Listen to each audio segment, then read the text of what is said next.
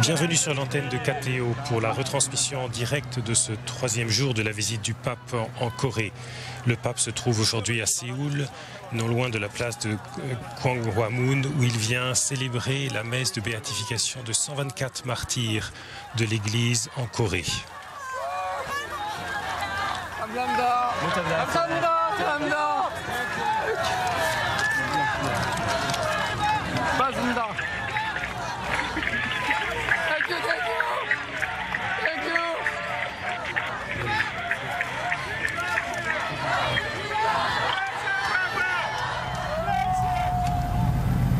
Nous sommes en direct de la place de Gwanghwamun. Nous voyons le pape monter dans sa papomobile. Étienne Lauralière êtes-vous avec nous? Oui, bonjour Agis. Bonjour, Étienne Lauralière, notre envoyé spécial à Séoul.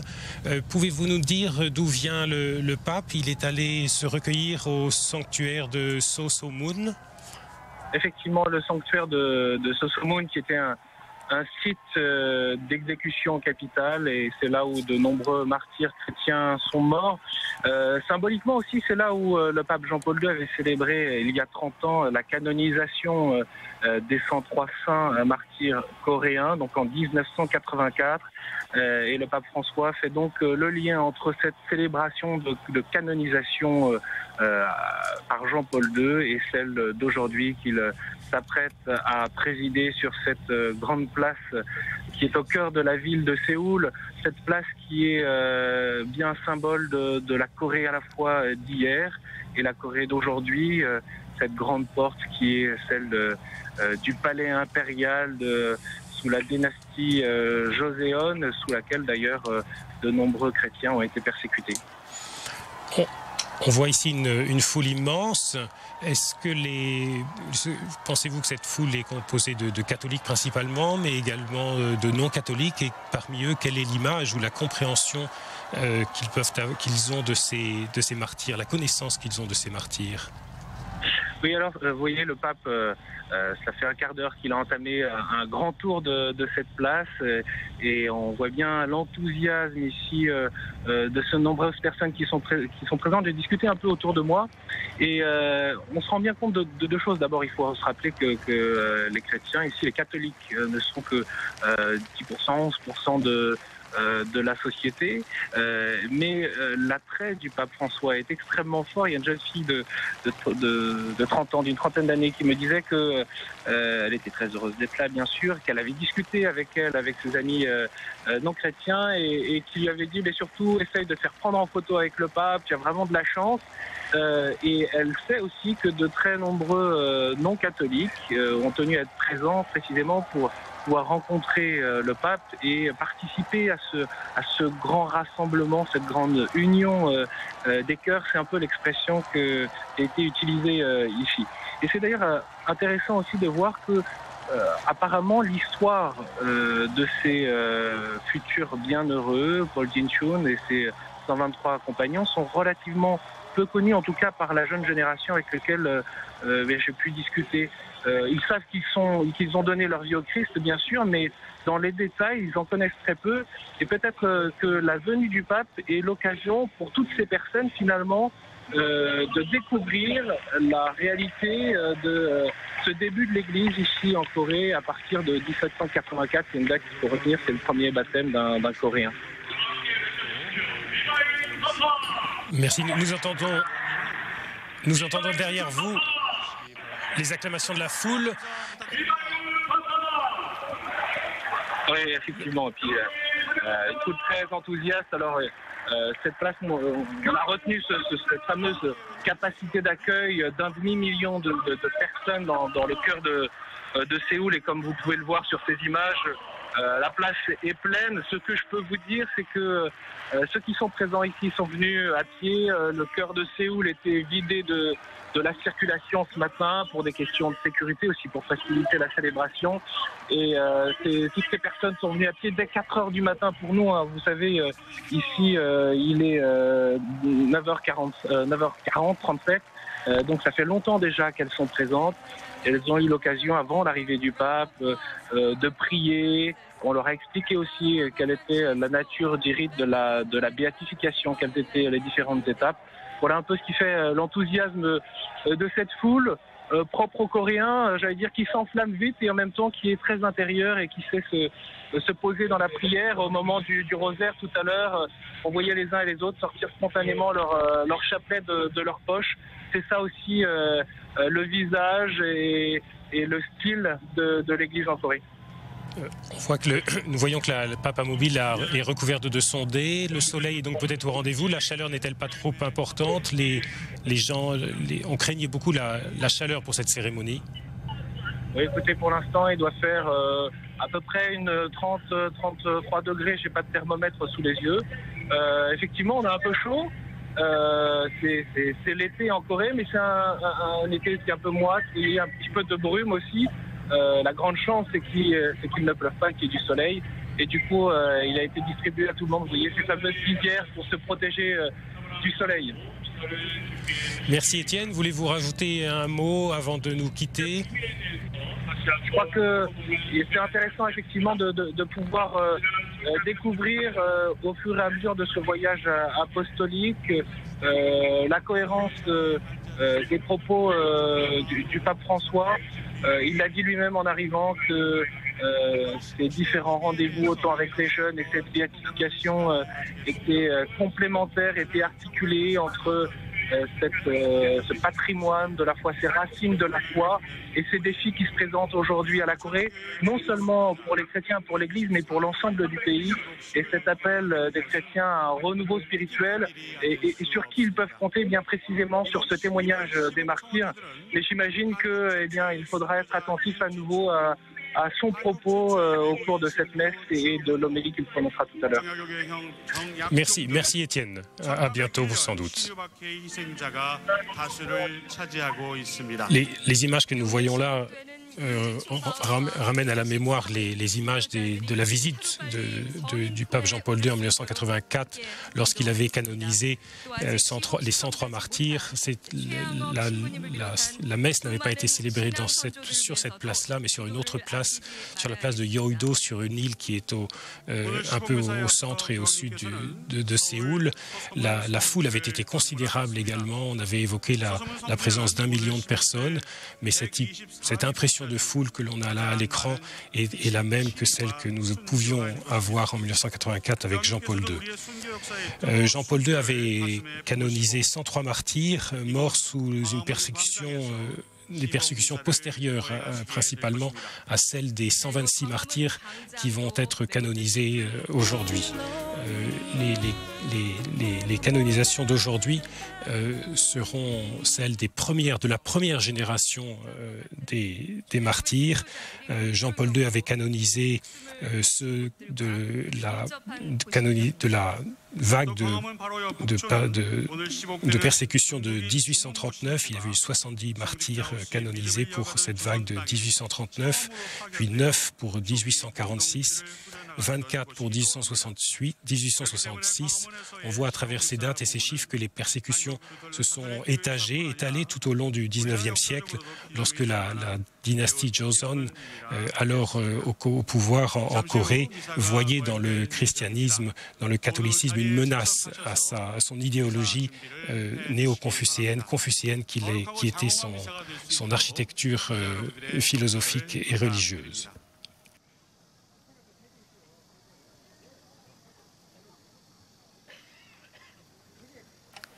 Ce long plan fixe sur la foule est également l'occasion de rappeler que le catholicisme est arrivé en Corée dès le XVIIe siècle, mais principalement ce sont des intellectuels qui se sont les premiers intéressés au catholicisme, et c'est notamment l'un d'eux, Pierre Yi Chung-hoon, qui est devenu le premier coréen catholique quand il reçut le baptême en Chine en 1784.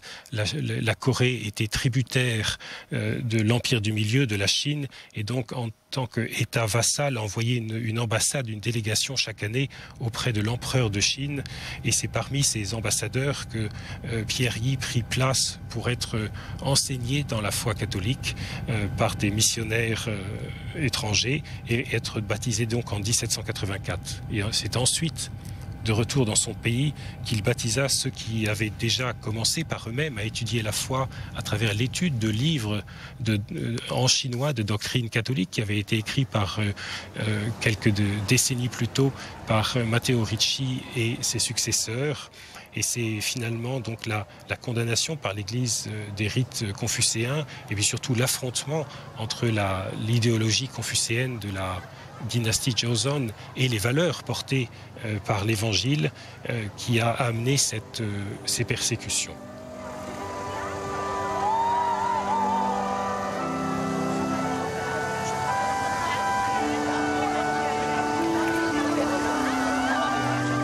Les premières persécutions commencèrent en 1801 et les martyrs qui vont être canonisés aujourd'hui, béatifiés, sont donc au nombre de 124. On compte parmi eux 102 hommes et 22 femmes qui ont été tués donc en haine de la foi entre 1791 et 1888.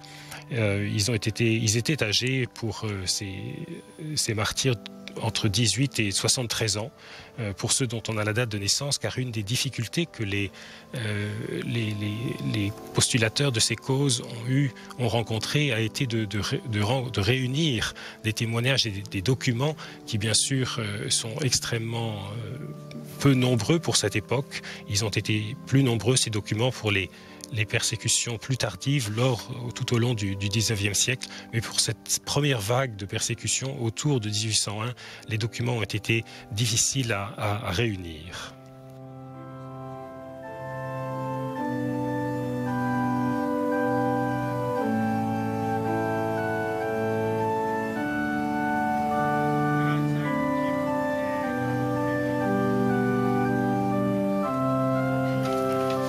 La présence autour de cet autel d'une grande simplicité, à notre gauche d'évêques de l'église de Corée, et l'occasion aussi de rappeler que ces 124 martyrs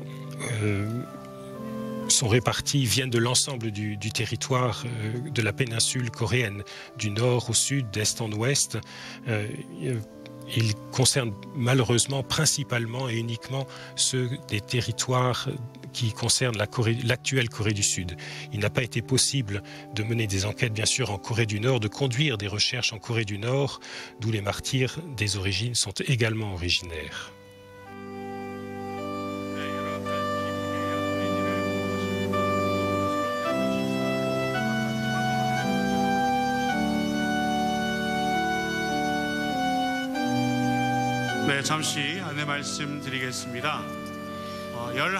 Cette image de la Vierge est également l'occasion de rappeler que parmi les 124 se trouvent quelques figures relativement bien connues, notamment Jean Gu et Lugarta Yi, qui sont connus, célèbres en Corée du Sud, parce qu'ils ont été des époux vierges entre guillemets, car l'un et l'autre, Lugarta voulait rester vierge pour se mettre au service du Seigneur et de sa nouvelle foi chrétienne, mais c'est que la loi de l'époque interdisait. Et elle trouva en Jean Gu, un protecteur fidèle qui défendit, qui respecta cette volonté de célibat au service du Seigneur.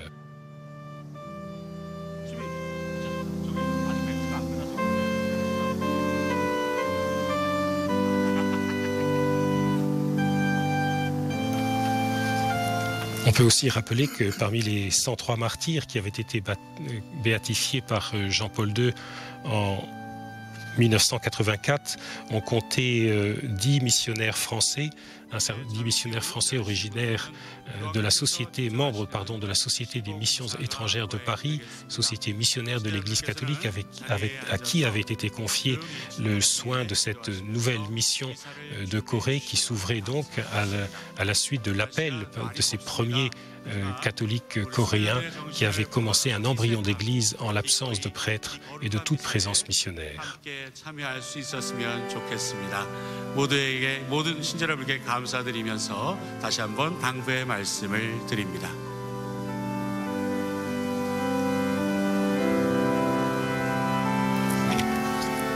Encore un mot sur ces martyrs. Parmi les 124, on compte un étranger, le père Jacques Du, le premier prêtre chinois et le seul prêtre de cette liste qui avait été envoyé par les responsables en Chine de la Société des missions étrangères de Paris pour évangéliser, apporter une présence sacerdotale auprès de ces communautés, donc sans prêtre. Et lui aussi a été victime des persécutions et a donné sa vie pour sa foi.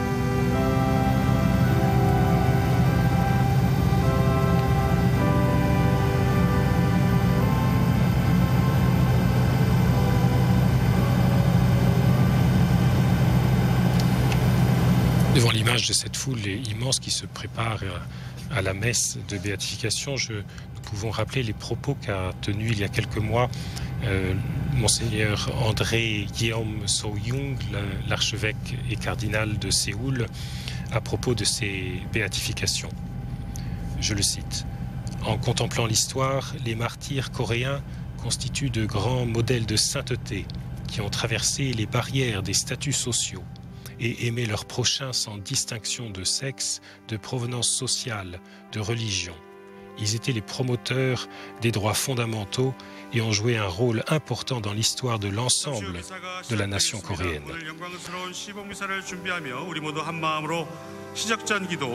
프란시스코 교황 한국 방문과 시복식을 위한 기도를 마치겠습니다. 전례 예식서 표지 뒷면에 실려 있습니다.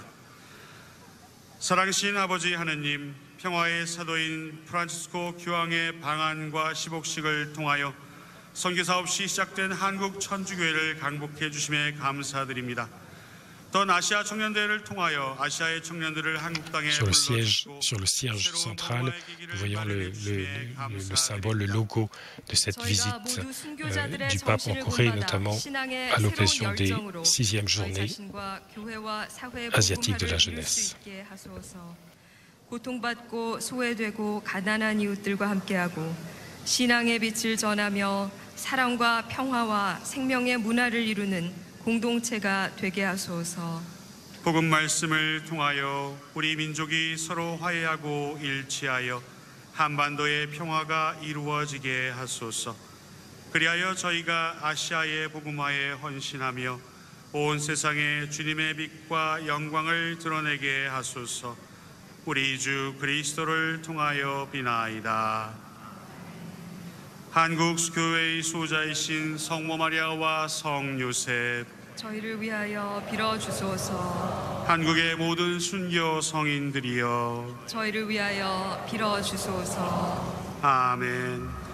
오늘 우리는 이곳 대한민국 서울의 중심 광화문 광장에서 하느님의 종 윤지충 파오로와 123위 순교자의 시복 미사를 봉헌합니다. 이 거룩한 미사 중에 우리는 영광스러운 시복식을 허행하게 될 것입니다. We will soon witness the beatification of 124 martyrs, including Yoon Ji-chung Paul, here in Gwanghwamun Square in the heart of beautiful Seoul, Korea. 참여예절에 이어 거행되는 시복식은 한국 주교회의 시복시성 주교특별위원회, 안명옥 주교의 시복청원과 청호자 대표 김종수 신부의 약전 낭독, 그리고 이어서 프란시스코 교황성하의 윤지충 파오로와 123위 동료 순교자들의 시복 선언, 그리고 마지막으로 안명옥 주교가 교황성하께 감사의 인사를 드리는 것으로 시복식은 마무리됩니다. The beatification petition will be made by Bishop An Myung-wook of the Special Episcopal Commission to promote beatification and canonization, after which Father Kim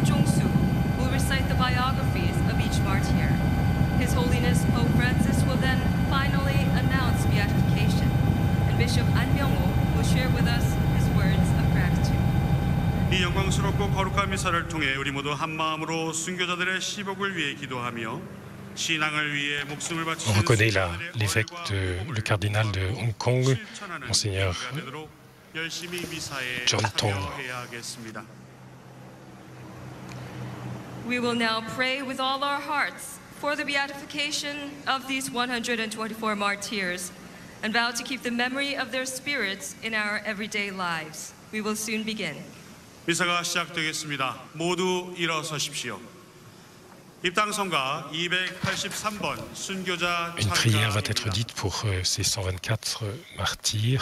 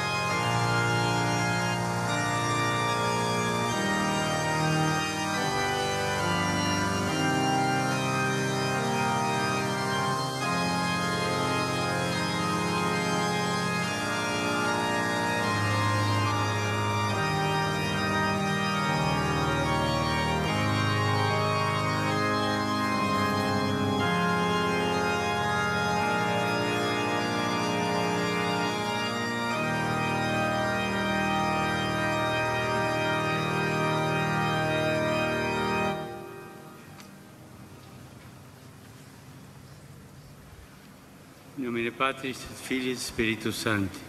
아멘. Pax vobis. Et cum spiritu tuo. Fratres, agnoscamus peccata nostra, ut aptissimus ad sacra mysteria celebranda.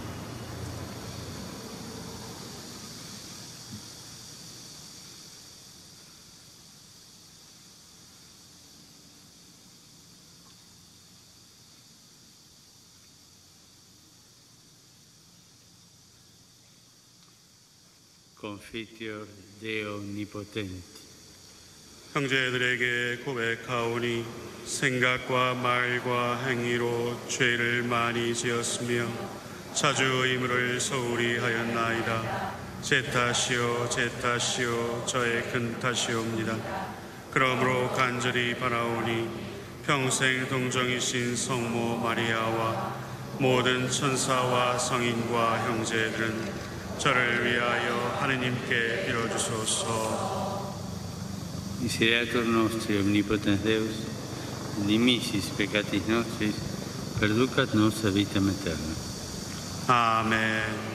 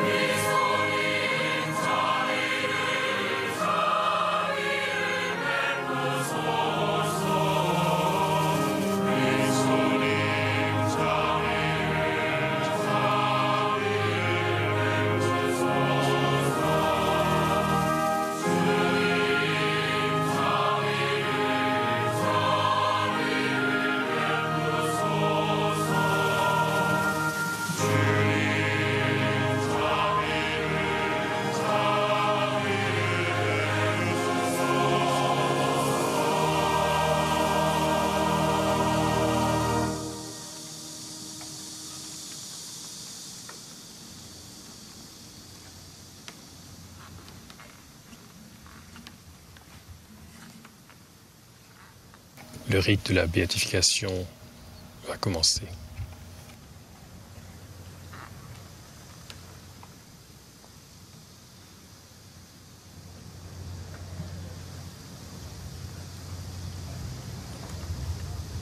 Beatissime Pater, Episcopus Preses Episcopalis, Commissionis Peculiaris, ad beatificationem, canonizationemque, promovendam icetu Episcoporum Coreae.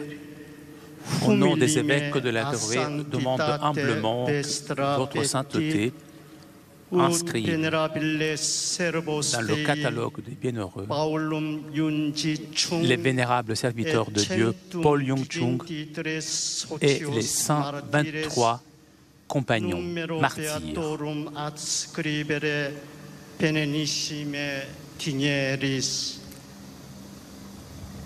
C'était le postulateur de la cause, le père Francis Xavier Han Myung-ok, en latin pour présenter la cause de béatification de ces 124 martyrs au Saint-Père.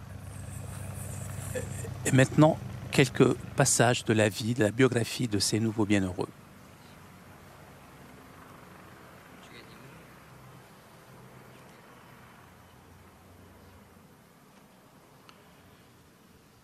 윤지충 바오로와 동료 순교자 123위의 약전. 한국 천주교회는 Le premier d'entre eux, Paul Yun Ji-chung, est né en 1759 dans une famille noble réputée. Baptisé en 1787, après avoir découvert la foi catholique au contact d'un de ses cousins, James Kwon Song-yoon, il enseigne ensuite le catéchisme à sa mère et à sa famille. À la mort de sa mère, il refusa les rites traditionnels et la cérémonie funéraire se déroula selon le rite catholique, ce qui était conforme aux vœux de celle-ci, aux vœux de sa mère, et non en suivant le rite confucéen. Quand la nouvelle arriva au roi, celui-ci fut furieux. Paul Yun et James Kwon se cachèrent, mais un de leurs oncles fut emprisonné et ils se rendirent. Tous deux refusèrent de renier leur foi, même sous la torture. Ils ont été décapités le 8 décembre 1791. 의뢰박해 12위, 1819년 2위, 정해박해 4위이며 기해박해 18위, 병인박해 20위입니다. 순교자별로 한양 38위, 경상도 29위, 전라도 24위, 충청도 18위, 경기도 12위, 강원도 3위의 순교자가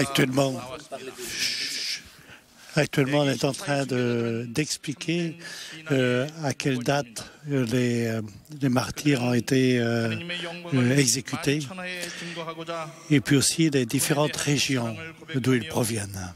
자신의 목숨까지도 기꺼이 봉헌했습니다. 그들은 모두 예수 그리스도에 대한 신앙을 당당하게 고백하며 순교를 받아들였습니다. 그들 가운데 정조 15년 시내박해로 한국의 첫 순교자가 된 윤지충 바오로는 하느님을 만민의 위대하신 아버지로 여기며 신앙을 고백하였습니다. 임금에 대한 충성과 부모에 대한 효성을 목숨보다도 중요시하던 당시 윤지충 바오로 순교자는 만민의 임금이시고 Paul Chung est présenté comme le principal martyr parce que il a joué effectivement un très grand rôle au début de l'Église de Corée. C'est lui qui est allé plusieurs fois en ambassade à Pékin. Et c'est lui aussi qui a fait rentrer le premier missionnaire en Corée. 부족함이 없다 할 것입니다.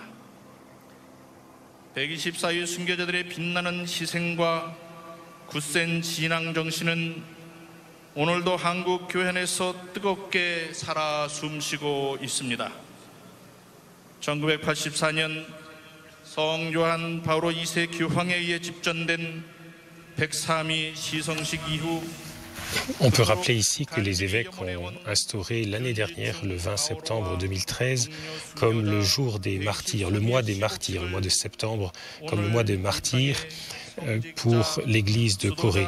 Le 20 septembre est particulièrement marqué dans le calendrier sanctoral, puisque c'est la fête de Saint André Kim Taegon et de ses compagnons, ceux que l'on nomme plus communément les 103 martyrs, ceux qui ont été donc béatifiés par Jean-Paul II en 1984.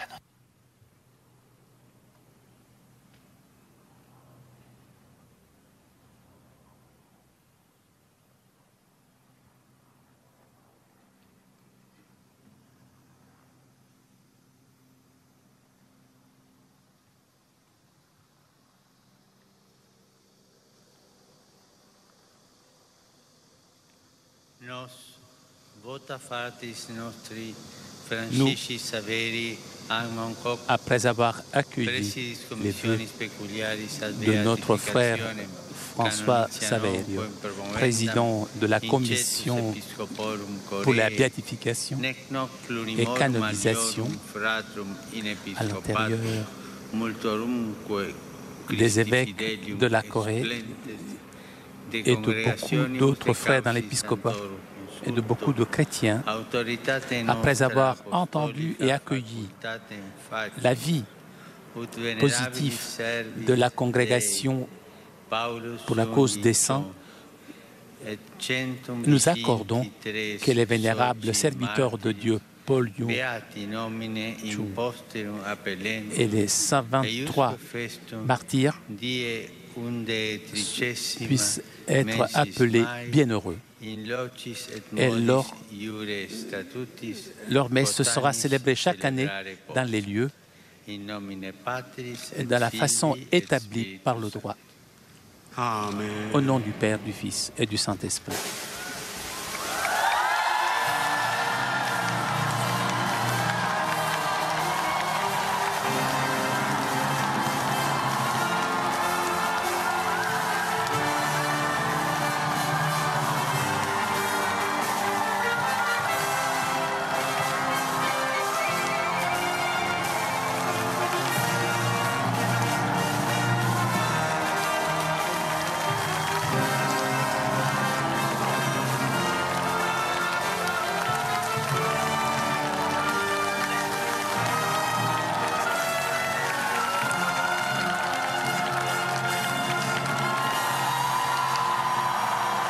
Nous entendons l'exultation de la foule des fidèles à l'annonce de cette formule de béatification.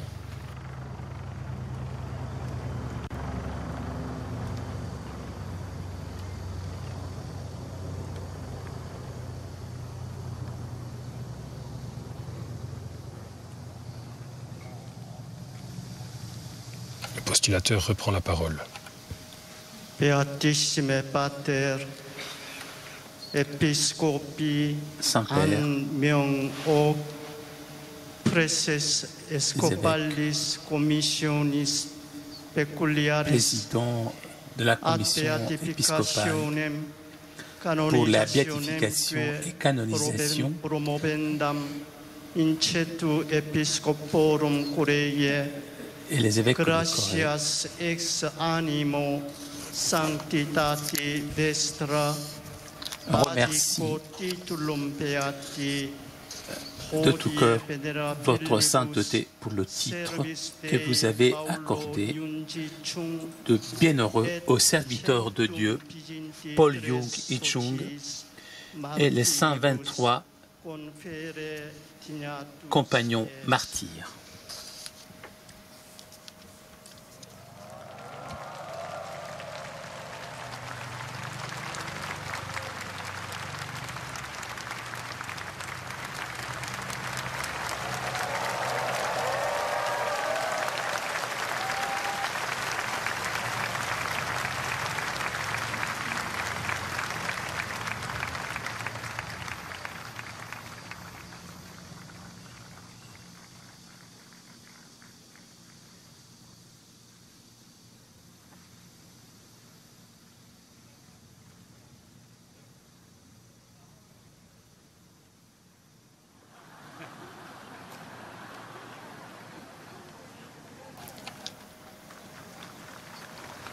Après ce moment et ces échanges de sourires, le Gloria va retentir en coréen.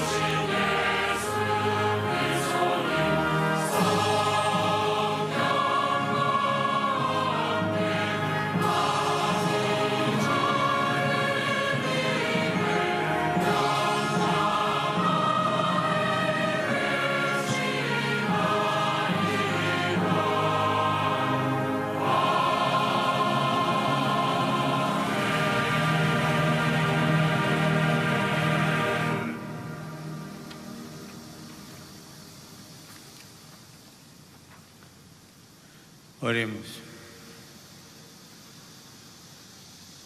Deus, omnium gentium creator et salus. Dieu, créateur et sauveur de toutes les nations, toi qui as regardé la Corée, la conduisant et l'appelant à la foi catholique pour l'intercession des martyrs Paul et ses compagnons, accorde par leur exemple et leur intercession, nous aussi nous soyons fidèles à tes commandements et persévérants jusqu'à la mort.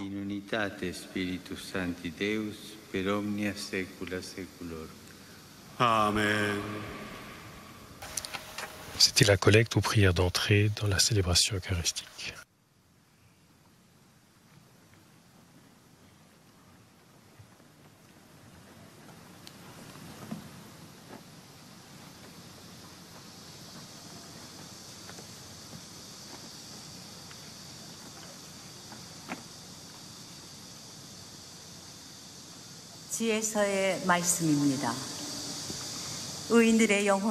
Livre de la sagesse.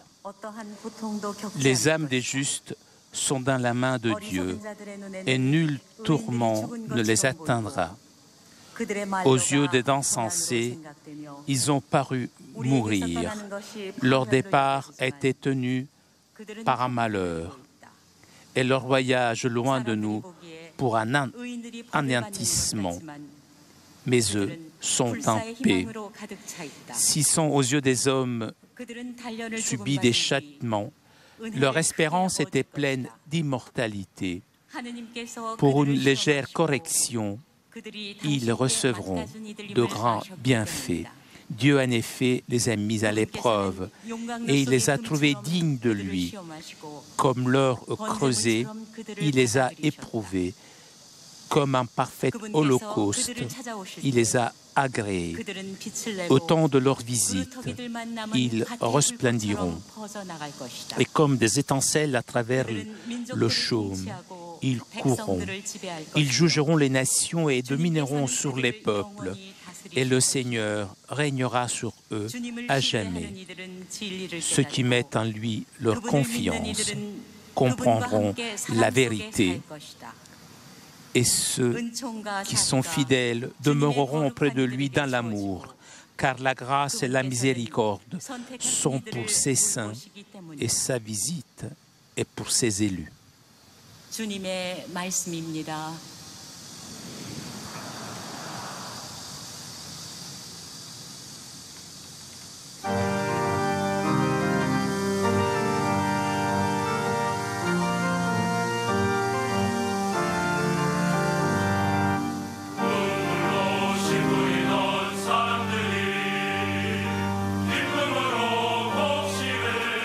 Le psaume 125.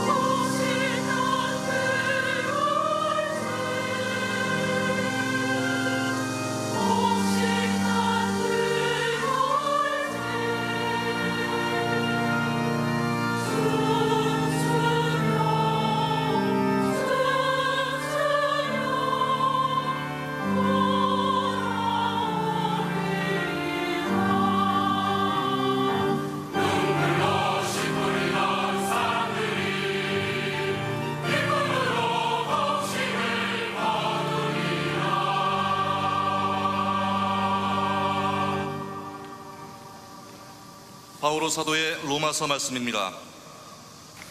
형제 여러분, Dans la lettre 하나님께서 우리 편이신데 aux Romains, 누가 우리를 대적하겠습니까? si Dieu est pour nous, qui sera contre nous? Il n'a pas épargné son propre Fils, mais il l'a livré pour nous tous. Comment pourrait-il, avec lui, ne pas nous donner tout? Qui accusera ceux que Dieu a choisis? Dieu est celui qui rend juste. Alors, qui pourra condamner? Le Christ Jésus est mort. Bien plus, il est ressuscité. Il est à la droite de Dieu. Il intercède pour nous. Alors, qui pourra nous séparer de l'amour du Christ? La détresse, l'angoisse, la persécution, la faim, le dénuement, le danger, le glaive. En effet, il est écrit, « C'est pour toi qu'on nous massacre sans arrêt, qu'on nous traite en brebis d'abattoir. »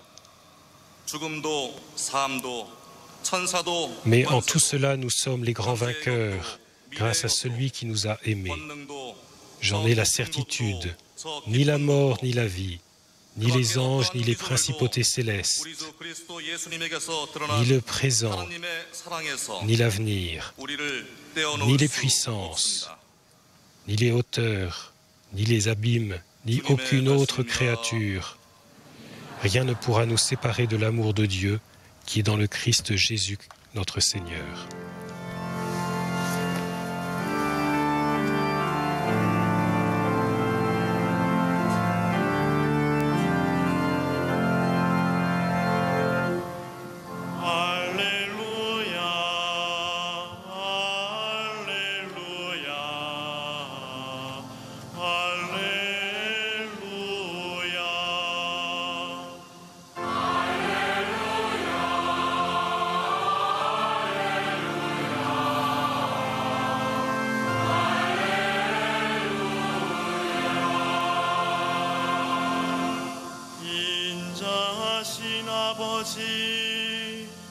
모든 위로의 근원이신 하느님은 찬양받으소서. 하느님께서는 온갖 환난 중에서 우리를 위로해 주시나이다.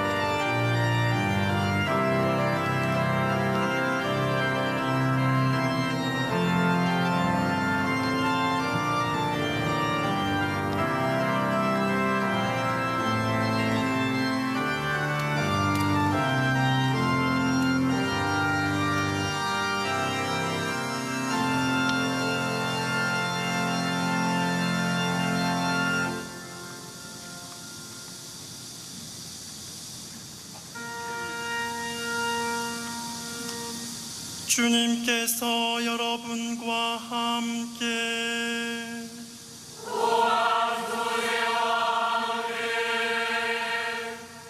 요한이 전한 거룩한 Nous lisons l'évangile de Saint Jean au chapitre 17, versets 11 à 19.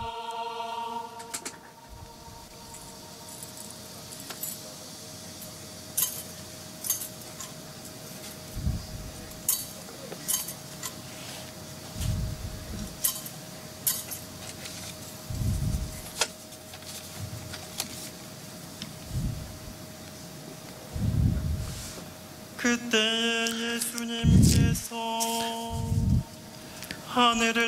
Père Saint, garde tous tes disciples dans ton nom, le nom que tu m'as donné, pour qu'ils soient un, comme nous-mêmes. 이들도 우리처럼 하나가 되게 해 주십시오. 저는 이들과 함께 있는 동안 Quand j'étais avec eux, je les gardais unis dans ton nom, le nom que tu m'as donné. 제가 그렇게 이들을 보호하여 J'ai veillé sur eux, et aucun ne s'est perdu, sauf celui qui s'en va à sa perte, de sorte que l'Écriture soit accomplie. Et maintenant que je viens à toi, je parle ainsi dans le monde, pour qu'ils aient en eux ma joie et qu'ils en soient comblés.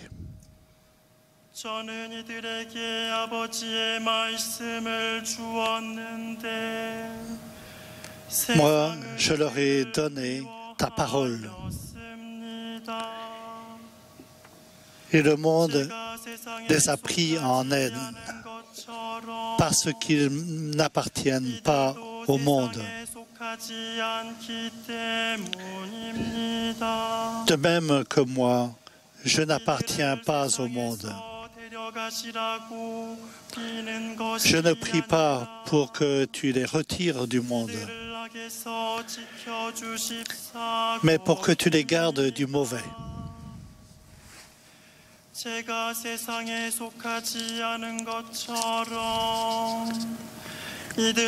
Ils n'appartiennent pas au monde, de même que moi, je n'appartiens pas au monde. Sanctifie-les dans la vérité. Ta parole est vérité.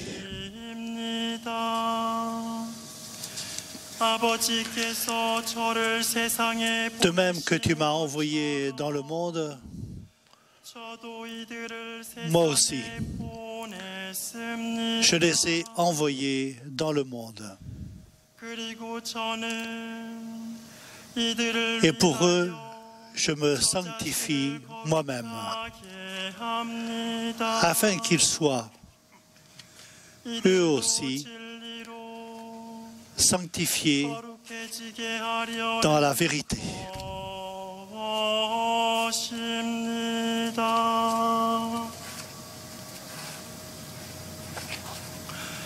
주님의 말씀입니다. Parole du Seigneur.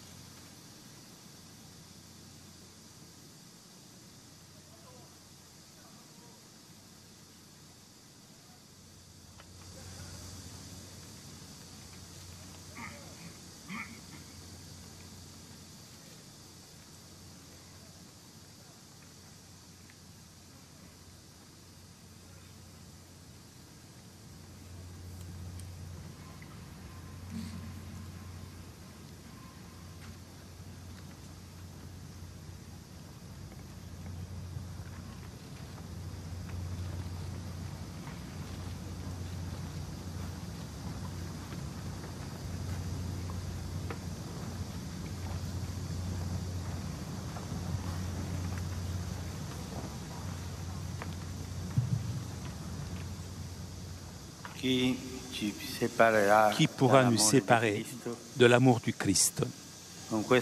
Par ces paroles, Saint Paul nous parle de la gloire de notre foi en Jésus. Non seulement le Christ ressuscité des morts et est monté au ciel, mais il nous a unis à lui, nous rendant participants de sa vie éternelle. Le Christ est victorieux et sa victoire est notre victoire. Aujourd'hui, nous célébrons cette victoire en Paul Yun-ji Chung et en ses 123 compagnons. Leurs noms s'ajoutent à ceux des saints martyrs André, Paul et ses compagnons, à leurs compagnons auxquels je viens de rendre hommage. Tous ont vécu et sont morts pour le Christ. Et maintenant, ils règnent avec lui dans la joie et la gloire.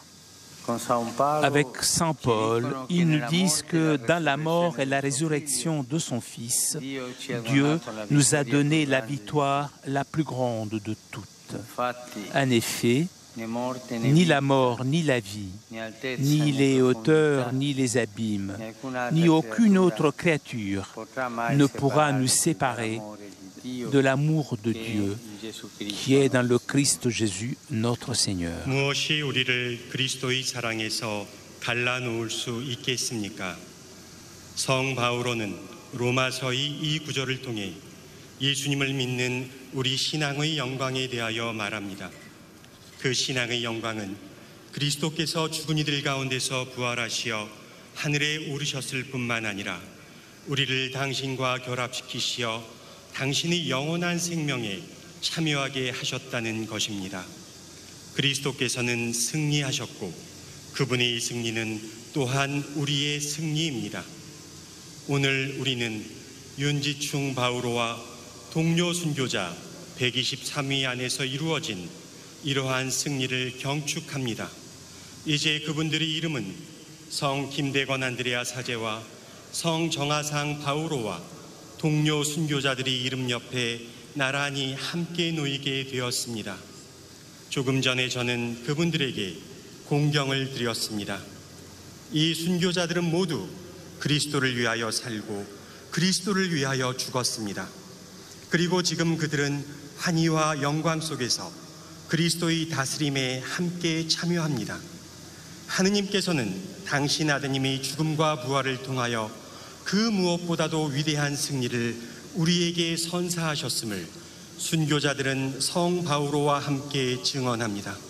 죽음도, 삶도, 천사도, 권세도, 현재의 것도, 미래의 것도, 권능도, 저 높은 곳도, 저 깊은 곳도, 그 밖의 어떠한 피조물도 우리 주 그리스도 예수님에게서 드러난 하느님의 사랑에서 우리를 떼어놓을 수 없습니다.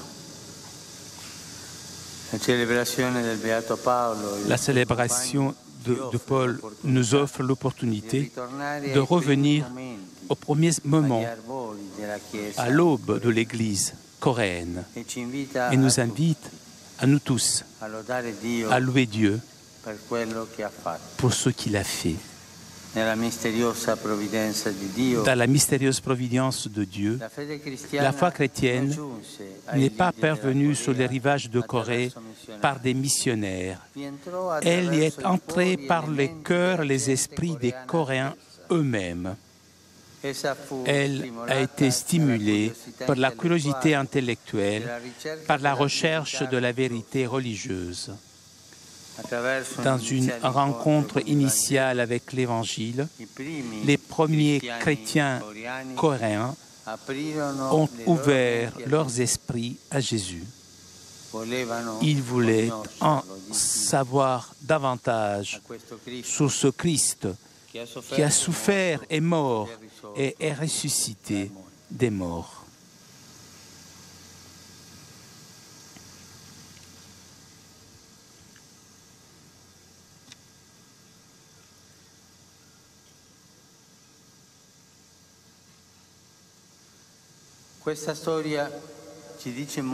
Cette histoire nous en dit long sur l'importance, la dignité et la beauté de la vocation des laïcs.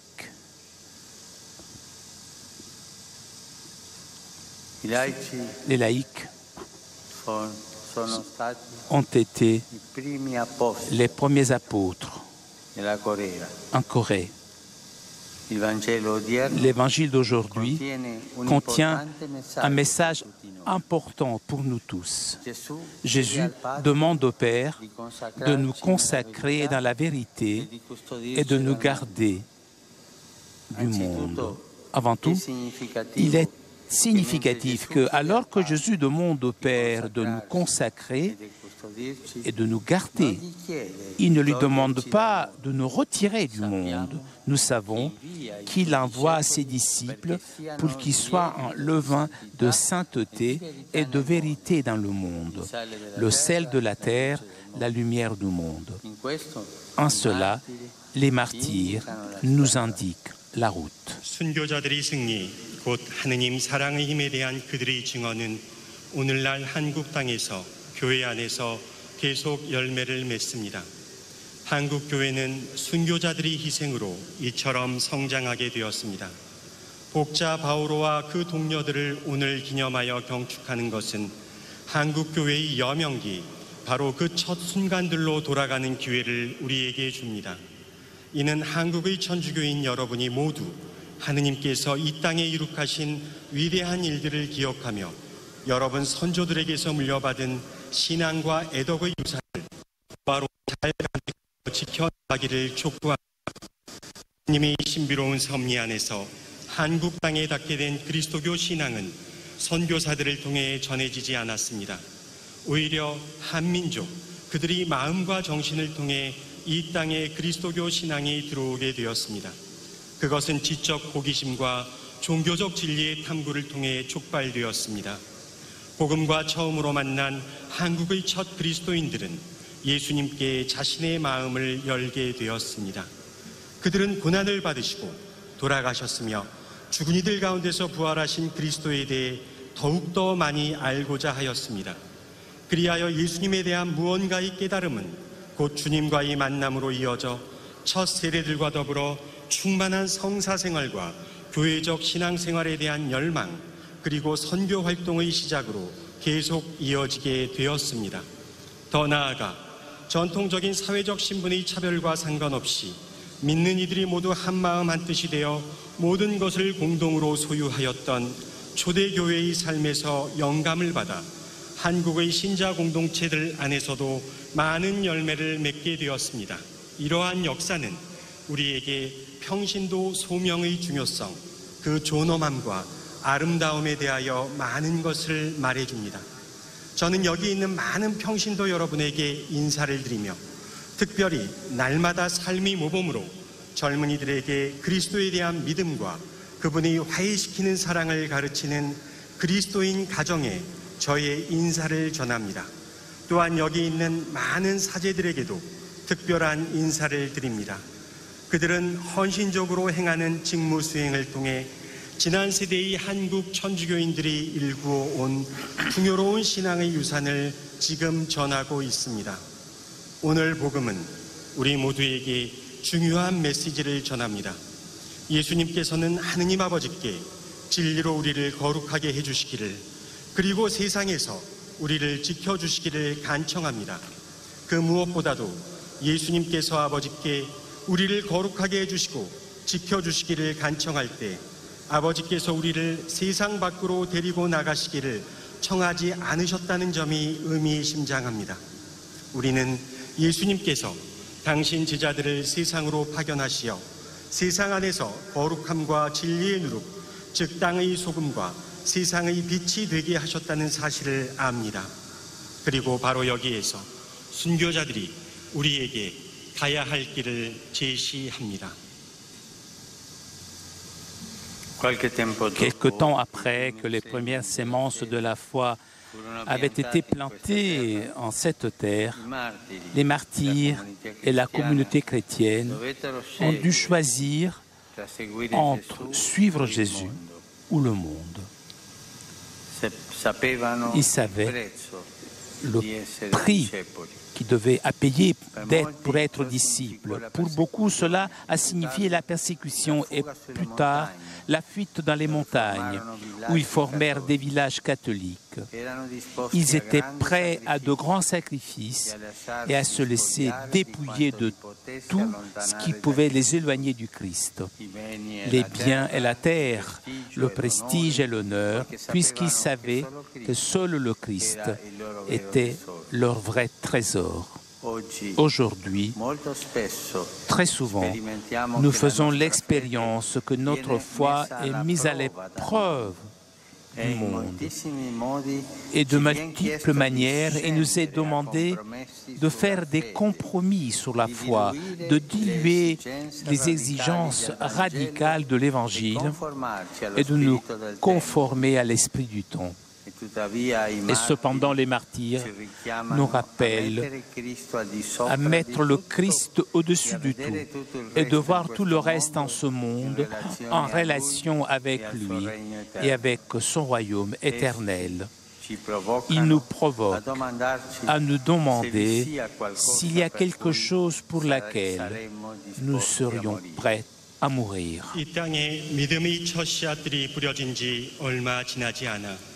순교자들과 그리스도인 공동체는 예수님을 따를 것인가 아니면 세상을 따를 것인가 중에서 하나를 선택해야만 했습니다.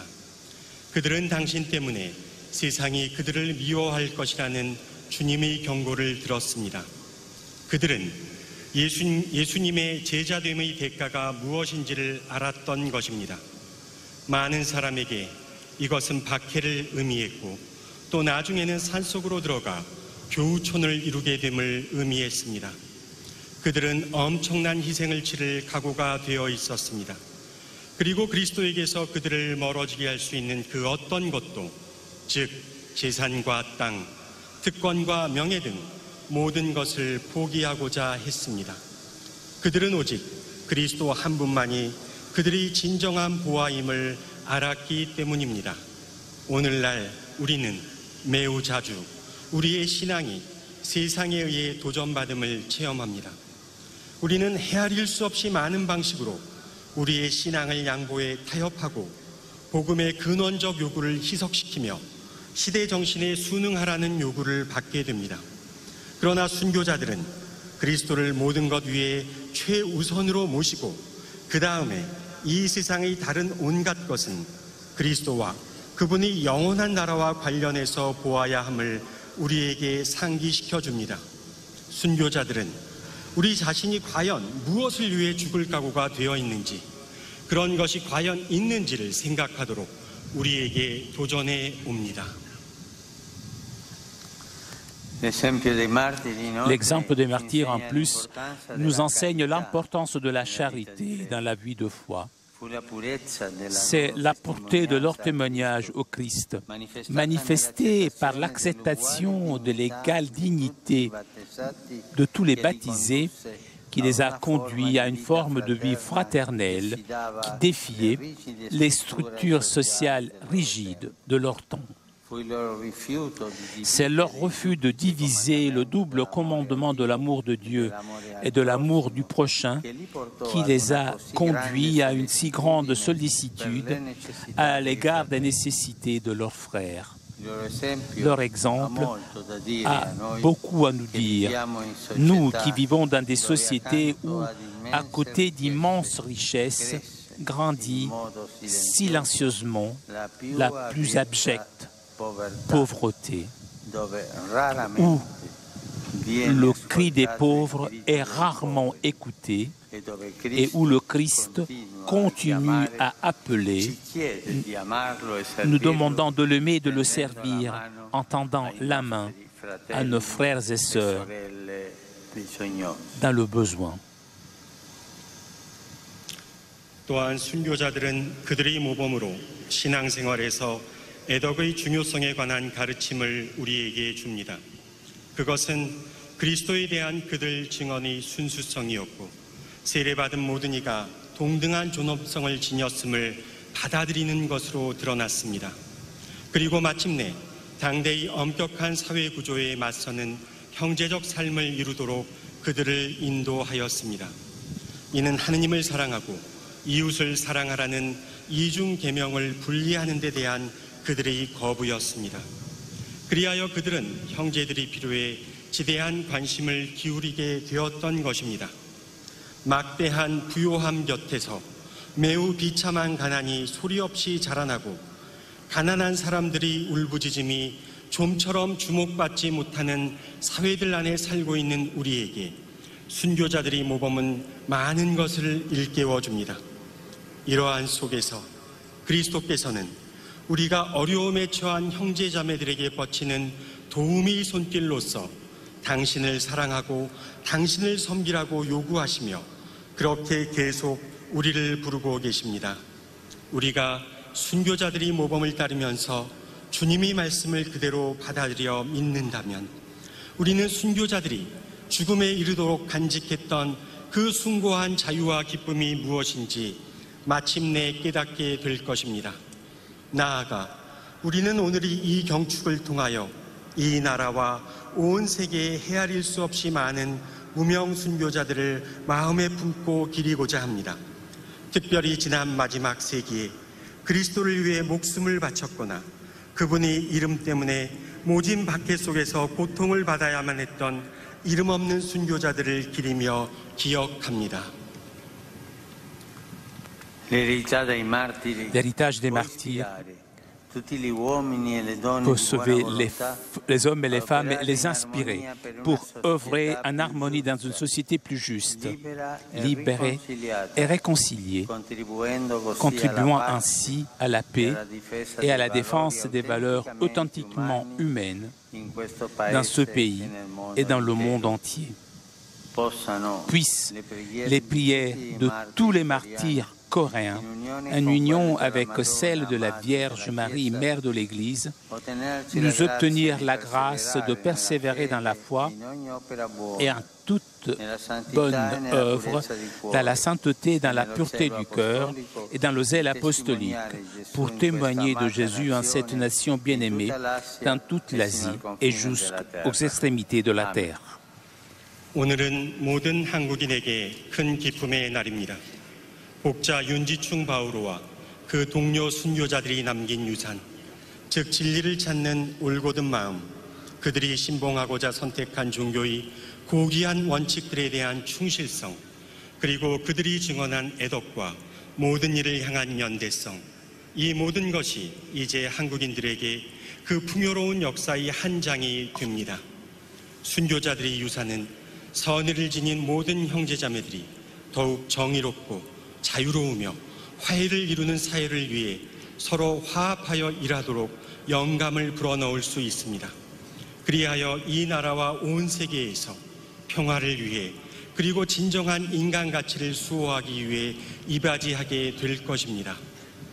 교회의 어머니이신 성모님의 전구와 더불어 모든 한국 순교자들의 기도를 통하여 우리가 온갖 좋은 일과 믿음 안에서 또 한결같이 거룩하고 순수한 마음과 사도적 열정 안에서 항구함의 은총을 받아 사랑하는 이 나라에서부터 아시아 전역을 거쳐 마침내 땅끝에 이르기까지 예수님을 증언하게 되기를 빕니다. 아멘.